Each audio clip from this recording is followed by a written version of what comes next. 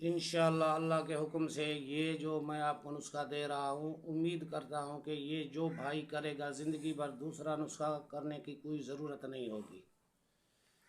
ये मैं आपको शम्स के लिए दे रहा हूँ। ये बहुत एक बुज़ुर्ग का दिया हुआ नुस्खा है, हमने किया नहीं, झूठ नहीं बोलते हम।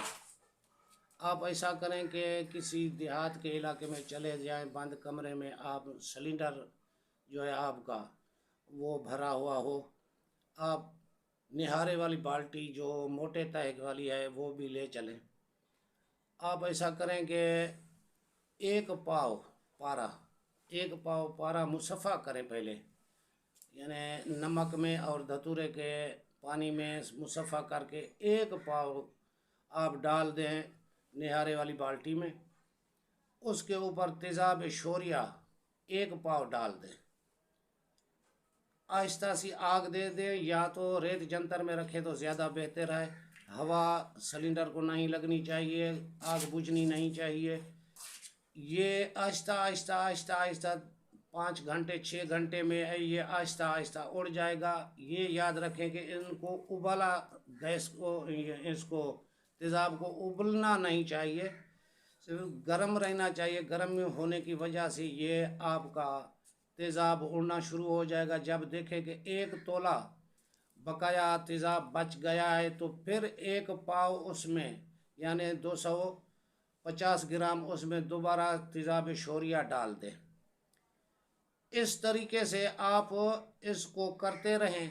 जब ये तेज़ाब ख़त्म होने को आए तो इसमें दोबारा 250 ग्राम इसमें दोबारा तेज़ाब डाल दें। ये आप 7 लीटर इसमें तेज़ाब डालते रहें।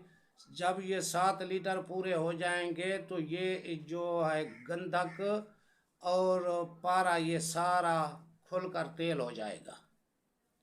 ये तेल हो जाएगा, पारा जो है आपका तेल बन जाएगा। इसको संभाल कर रखें। इसके बाद आपको दाबू बनाना है। दाबू किस चीज़ का बनाना है? ये लाहौरी नमक एक पाव खरल करके पीस लें, या तो चक्की हो तो हाथ का बना आपका पिसवा लें, उसमें से एक पाव निकाल लें। छान कर बिल में बिल्कुल पाउडर होना चाहिए। इसको आप किसी रोगनी हांडी में रखें। नमक को गिल करके 5 किलो की आग दे दें। इस तरीके से दोबारा ये आग ठंडी हो जाए तो ये दोबारा नमक जो है खरल करके फिर रोगनी हांडी में रख दें, इसको गिल कर दें, फिर 5 किलो की आग दें। इस तरीके से 5 बार आग दे दें आप इसको। ये जब 5 बार मुकम्मल हो जाएगा तो इसको खरल करें। खरल करने के बाद आप फिर दोबारा ये जो डली वाली मंसिल होती है, डली वाली लेनी है, पाउडर नहीं लेना, क्योंकि पाउडर में मिलावट होती है। ये डली वाली असल होती है। 5 तोला यानी 50 ग्राम इसी नमक में भी, नमक के आधा हिस्सा नीचे रखें, उसके ऊपर ये मंसिल की डली रखें, आधा नमक ऊपर रखें, फिर गिल करके इसको 5 किलो दे दें। 5 किलो की आग दे दें। जब ये आग ठंडी हो जाए तो इस नमक को निकालें। नमक को खरल करके ये जो मंसिल वाली डली है, इस डली को उस नमक में खरल करके पाउडर बना के मिक्स कर दें। दोस्तों, हमारा ये चैनल जो है अमलियात, हिकमत और साइंस, इस पर कुछ मसाइल दरपेश हैं जिसकी वजह से हो सकता है कि आगे चलकर ये हमारा चैनल बंद हो जाए। तो हमने अपना दूसरा चैनल बनाया है जिसका नाम अमलियात, हिकमत, साइंस है। उसका लिंक हम डिस्क्रिप्शन में दे रहे हैं, और ये उसका जो प्रोफाइल पिक्चर है और उसका बैनर है, ये आपको उस चैनल का व्यू भी दिखा रहे हैं। तो आपने इस चैनल को सब्सक्राइब करना है। आगे हमारी जितनी भी वीडियोस आएंगी हमें अपने इस चैनल पर वो वीडियोस अपलोड करेंगे। 5 किलो की आग दे दें। जब ये आग ठंडी हो जाए तो इस नमक को निकालें। नमक को खरल करके ये जो मंसिल वाली डली है, इस डली को उस नमक में खरल करके पाउडर बना के मिक्स कर दें। उसके बाद फिर दोबारा आधा नमक इसी रोगनी हांडी में रखें। ऊपर 50 ग्राम की डली जो है इसकी मंसिल की बीच में रख कर ऊपर नीचे नमक देकर इसको फिर 4 किलो की आग दे दें। 4 किलो की आग देने के बाद ये ठंडी हो जाएगी। जब ये ठंडी हो जाए गेल खोल कर इसको दोबारा निकालें। फिर ये मंसिल जो है वज़न पड़ी होगी उधर लेकिन कायम होगी। इसको दोबारा नमक में खरल कर दें, बिल्कुल पाउडर बना दें। उसके बाद इस तरीके से 5 बार 4-4 किलो की आग देते जाएं। हर बार 5 तोला ये मंसिल की डली इसमें रख कर पकाएं। जब ये 5 बार हो जाएगी तो इसका वज़न बढ़ जाएगा, यानी आधा किलो हो जाएगा, 500 ग्राम हो जाएगा। इसको संभाल कर रखें।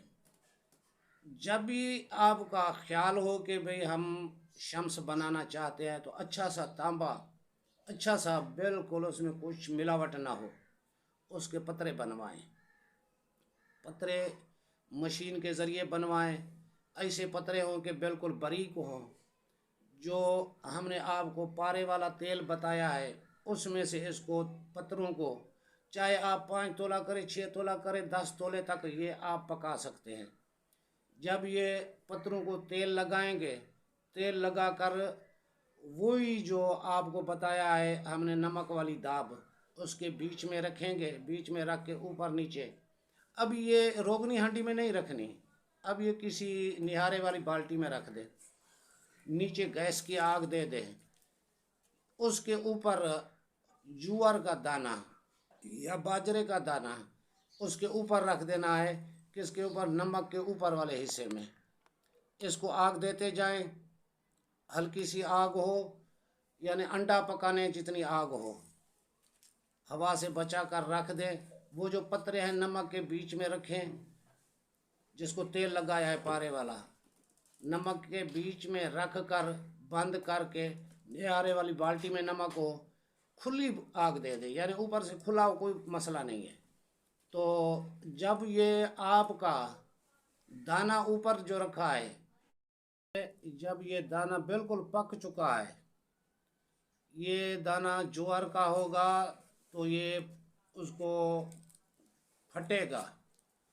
जब ये दाना फट जाए तो आग को बंद कर दें। बंद करने के बाद ये ठंडी होने दें। जब ये ठंडी हो जाए तो आपका जो तांबा पड़ा है उसको निकाल दें और निकाल कर इसको चरक दें। चकर देंगे तो ये बिल्कुल आपका सुनहरी रंग का होगा, जिसमें कोई चीज़ मिलावट नहीं करनी। ये ऐसे ही चलेगा, तेज़ाबी भी होगा, मशीन पास भी होगा, बिल्कुल रंगीन भी होगा। ये बहुत एक बुज़ुर्ग का दिया हुआ नुस्खा है।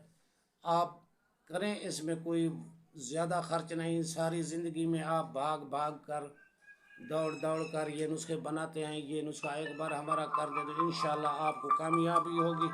अल्लाह आपको खुश रखे, आबाद रखे, अल्लाह आपको कामयाबी दे। ये नुस्खा करें तो बेहतरीन नुस्खा है और हमें दुआओं में याद करना है।